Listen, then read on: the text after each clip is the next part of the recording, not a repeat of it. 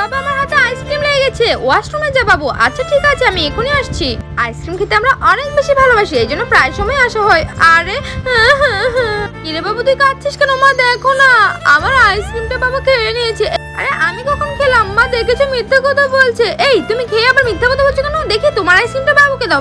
হ্যাঁ আইসক্রিম, হ্যাঁ বাবু ওটা তুই খেয়ে নে। আচ্ছা মা। আরে আমার আইসক্রিমটা বাবুকে দিয়ে দিল, আর ও মজা করে খাবে না? আমি তো সেটা হাতে দেবো না। এই তোমার আইসক্রিমটা দাও বাবু, এটাও তুই খেয়ে নে। আরে আমি দুটো আইসক্রিম খাবো। থ্যাংক ইউ বাবা।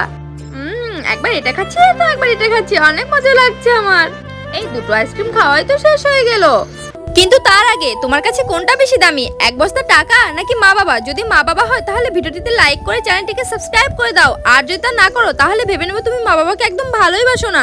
আসলে তখন যা হয়েছিল, আমি ওয়াশরুম থেকে এসে আমার আইসক্রিম তো লুকিয়ে রেখেছিলাম, আর হঠাৎ করে কান্না জুড়ে দিয়েছিলাম।